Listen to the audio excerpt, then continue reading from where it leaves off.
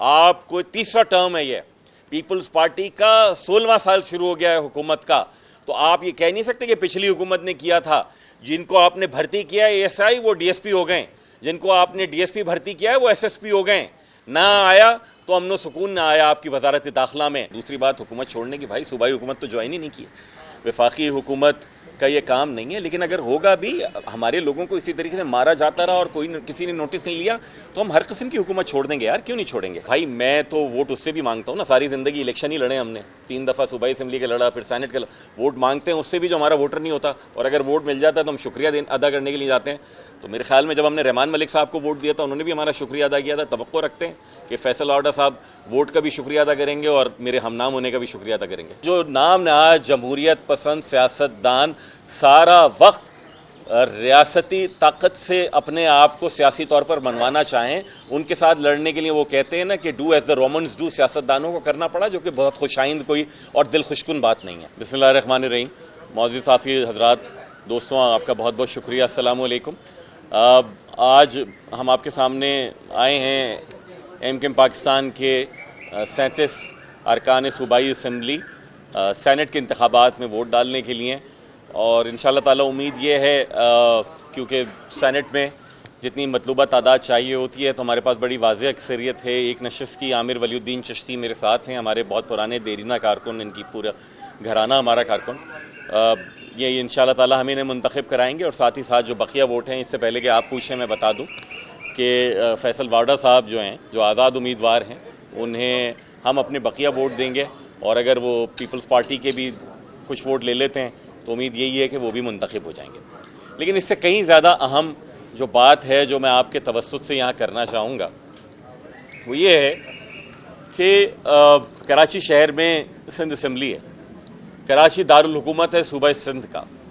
कराची के शहरी ये देख रहे होंगे आज मीडिया के ऊपर कि यहाँ सेनेट के इंतखाबात होने जा रहे हैं। वो ये सोच रहे होंगे कि सेनेट के इंतखाबात हों या कौमी असम्बली के या सूबाई असम्बली के या मेयर के, मेरे जो मसाइल हैं उनमें मेरी कौन मदद करेगा। कराची के शहर के 50 लोग मारे जा चुके हैं, स्ट्रीट क्राइम्स का शिकार हो गए महज 3 माह में। 50 शहरी। पहले ये होता था तो हर दूसरी किलिंग का इल्ज़ाम जनाब एमक्यूएम पे लगा लिया तो मीडिया में भी खबरें चल रही हैं और पुलिस भी हरकत में आ रही है, कानून नाफिज करने वाले इदारे भी आ रहे हैं। भाई अब इन क्रिमिनल्स को, इन किलर्स को कौन पकड़ेगा। ऐसा नहीं है कि अभी बहुत माजरत के साथ सूबाई वजीर दाखिला फरमा रहे हैं कि क्राइम को इतना ज़्यादा नहीं है, लोगों को लग रहा है। भाई जिसके घर में बच्चा जाता है उसको एहसास होता है। आप वजीर दाखिला हैं, मजाकियात नहीं हैं। वजीर दाखिला का काम है कि आपने पुलिस को मुतहर्रिक और फ़ाल करना है, इंटेलिजेंस को मुतहर्रिक और फ़ाल करना है। ठीक है, लंजार साहब को वजीर बने हुए कोई महीना भर भी नहीं हुआ होगा, लेकिन पाकिस्तान पीपल्स पार्टी के पास 15 साल से सूबाई वजारत दाखिला है।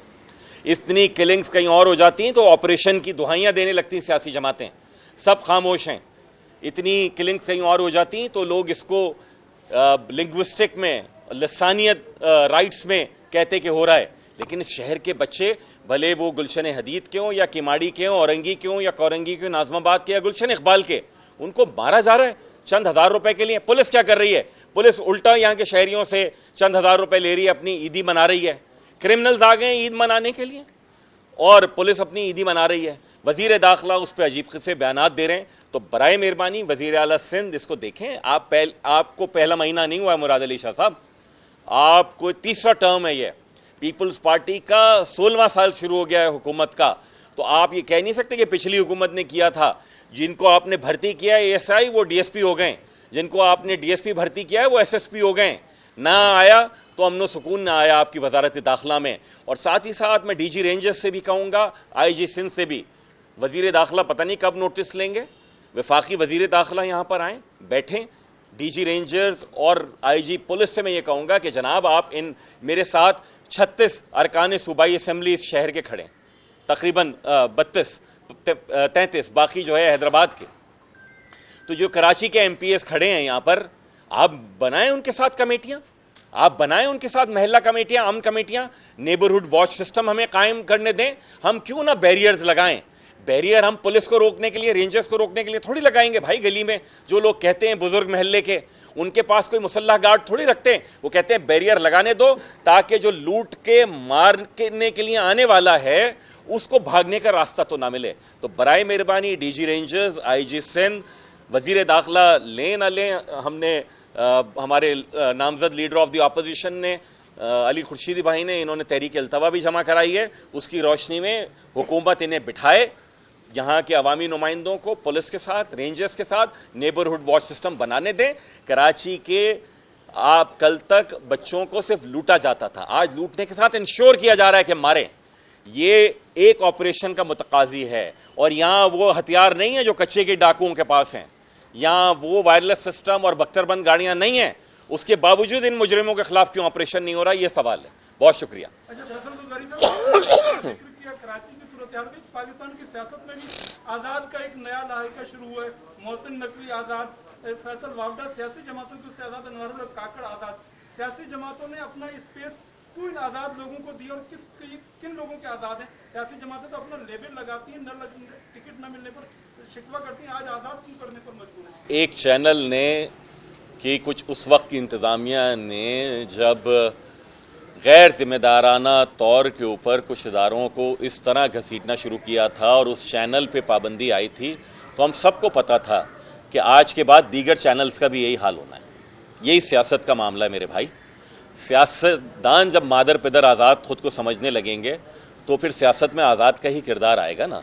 आप अपना स्पेस किसी जमहूरी सियासी सोच रखने वाले सियासी लीडर से लड़के जमहूरी तरीके से ले सकते हैं, लेकिन जो नाम नहाज जमहूरियत पसंद सियासतदान सारा वक्त रियासती ताकत से अपने आप को सियासी तौर पर मनवाना चाहें, उनके साथ लड़ने के लिए वो कहते हैं ना कि do as the Romans do, सियासतदानों को करना पड़ा, जो कि बहुत खुशाइंद कोई और दिल खुशकुन बात नहीं है। अच्छा फैसल भाई, ये बताएं कि माजी में एमकेएम की एक तारीख रही है कि हुकूमतें उन्होंने छोड़ी है इशूज़ के ऊपर, तो ये स्ट्रीट क्राइम का जो इशू जो आप बता रहे हैं कि अब बहुत बढ़ गया है, कच्चे में डाकू सिस्टम, यहाँ पे स्ट्रीट क्राइम, तो ये इस इशू पर कोई आप सख्त स्टैंड लेने के मूड में होंगे? उसके अलावा जो आपका मुआहिदा हुआ है नून लीग के साथ बलदियाती नुमाइंदों को बाख्तियार बनाने का, वो तो पीपल्स पार्टी कह रही है कि हमने पहले बनाया हुआ है, तो वो कैसे उस पर अमल दरामद होगा?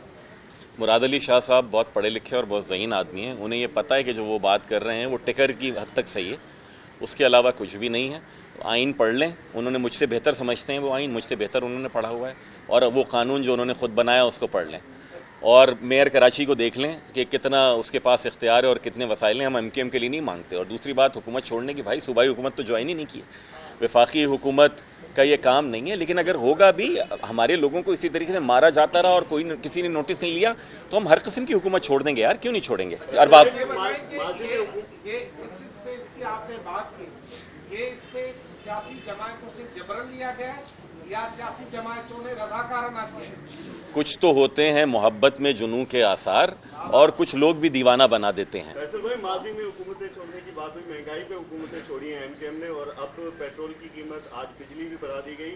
आवाम का पहले ही जो है वो दिवालिया निकला हुआ, और इस तरह की महंगाई में आवाम का जीना दोभर होता जा रहा है। इस पर भी एमकेएम कुछ आवाज़ उठाई? नहीं, देखो यार, आवाज़ तो उठा लेंगे, लेकिन जिम्मेदाराना सियासत निस्बतन करने की कोशिश कर रहे हैं, बजाय इसके कि हुकूमत में तो कहें पेट्रोल का बढ़ना लोगों के फ़ायदे में, महंगाई फ़ायदे में। हमारे पीटीआई के नहीं मिनिस्टर कह रहे होते थे कि देखिए महंगाई होती है तो वो हुकूमत के पास ज़्यादा पैसा आता है, और चीज़ों की कीमत बढ़ती है तो किसान की जेब में ज़्यादा पैसा जाता है, और अपोजिशन में वो तो सब बोलो बुरा है। जिम्मेदाराना बात करने की ज़रूरत है। पाकिस्तान का टैक्स बेस बहुत कम है, पाकिस्तान के टैक्स बेस में गुंजाइश कहाँ है? ज़रूरी टैक्स लगा के, ज़रूरी टैक्स से क्या मुराद है? गरीब हारी पे, किसान पे नहीं भाई। जो यहाँ जितनी बड़ी बड़ी गाड़ियाँ उधर खड़ी हैं और उनका टैक्स रिटर्न्स उठा के देख लें उन्होंने कितने दिए, उस हिसाब से टैक्स लगा लें। एक खालिद साहब, दूसरा रिटेल सेक्टर के ऊपर, जो यहाँ का दुकानदार भी है और टैक्स अगर कोई नहीं दे रहा, टैक्स दे। पूरे पाकिस्तान में शायद कराची के रिटेलर के अलावा शायद ही कोई टैक्स देता हो। तीसरी बात कि आप रियल एस्टेट सेक्टर के ऊपर क्यों एक आदमी के पास अपनी रिहाइश के अलावा जो दूसरा प्लॉट है लगाए ना उसके ऊपर ज़्यादा टैक्स। जब तक ये टैक्स बेस ब्रॉड नहीं होगा तब तक आपको बिल वास्ता टैक्सेस जो इनडायरेक्ट टैक्सेस हैं, ये आसान तरीन टैक्स है, हर हुकूमत की नालायकी होती है और चलती आ रही है कि हम कहते हैं पेट्रोल के ऊपर प्राइस जो है ट्रांसफर कर दो, जनरल सेल्स टैक्स भी लगा दो और पेट्रोलियम लेवी भी लगा दो। बदकिस्मती के साथ IMF के साथ आपने मुआहदे किए हैं, मुआहदे किसी सियासी हुकूमत के नहीं होते, रियासत पाकिस्तान के, उसको ऑनर नहीं करेंगे तो डिफॉल्ट कर जाएगा। बाद सियासी छुट भैया ये भी कहते थे हाँ तो डिफॉल्ट हो जाना चाहिए, डिफॉल्ट हो जाएगा तो तुमने तो खरीद लेनी है, 200 रुपए की रोटी है, लेकिन जो तुम्हारा ड्राइवर है वो नहीं खरीद सकता भाई। तो इसलिए थोड़ी जिम्मेदार सियासत की जरूरत है। काजी साहब, अभी जैसे आपने कहा अनुमान के हवाले से गवर्नर साहब ने भी गुज़श्ता दिनों खर्चा के इज़हार किया, मुझे बताने की सबसे बड़ी वजह यही है कि मैं अनुमान के हवाले से बात करता हूँ, लेकिन आज वज़ीर आज़म साहब कहते हैं कि उन्होंने मुझसे मुलाकात हुई, उन्होंने कोई अनुमान के हवाले से खर्चात से बात नहीं की। तो पहली बात तो ये बता दीजिए, दूसरी बात वैसे फैसल ऑर्डर ठीक है, आपका हक है पार्टी का उनको वोट करना ना करना, लेकिन क्या उनका ये हक नहीं है कि वो भी शुक्रिया अदा करें डाइस पे आके, वो कम से कम ताउन की यकीन दहानी कराए, कुछ ना कुछ तो बताएं ताकि पता चले कि कोई सपोर्ट आपकी तरफ से भी हो। बहुत शुक्रिया खालिद साहब। पहले तो मेरे ख्याल में गवर्नर साहब ने वज़ीर आला साहब से क्या बात की मैं प्रीवी नहीं हूँ उसका, मुझे यकीन है कि उन्होंने कहीं ना कहीं किसी तरीके से की होगी, शायद वज़ीर आला साहब का फ़हम उस तरह से नहीं उन्होंने समझा, लेकिन क्योंकि मीडिया में मैंने देखा है गवर्नर सिंध अक्सर करते हैं, उन फैमिलीज़ की दाद रसी के लिए भी जाते हैं। दूसरी बात भाई मैं तो वोट उससे भी मांगता हूँ ना, सारी ज़िंदगी इलेक्शन ही लड़े हमने, 3 दफ़ा सूबाई असम्बली का लड़ा, फिर सेनेट का वोट मांगते हैं उससे भी जो हमारा वोटर नहीं होता, और अगर वोट मिल जाता है तो हम शुक्रिया अदा करने के लिए जाते हैं। तो मेरे ख्याल में जब हमने रहमान मलिक साहब को वोट दिया था उन्होंने भी हमारा शुक्रिया अदा किया था। तवक्को रखते हैं कि फैसल ऑर्डर साहब वोट का भी शुक्रिया अदा करेंगे और मेरे हमनाम होने का भी शुक्रिया अदा करेंगे। ठीक, गवर्नर साहब जो है बात चल रही थी कि ये गवर्नर साहब रहेंगे या नहीं, हाथ कर दो या ना कर दो। भाई गवर्नर सिंध मौजूद हैं, वो विफाक के नुमाइंदे हैं यहाँ पर और मेरे ख्याल में मौजूद हैं यहाँ पर। उनकी तब्दीली मुतवक्किल नहीं है। MQM की जानिब से इस तरह की कोई भी बात नहीं है। ठीक, थैंक यू।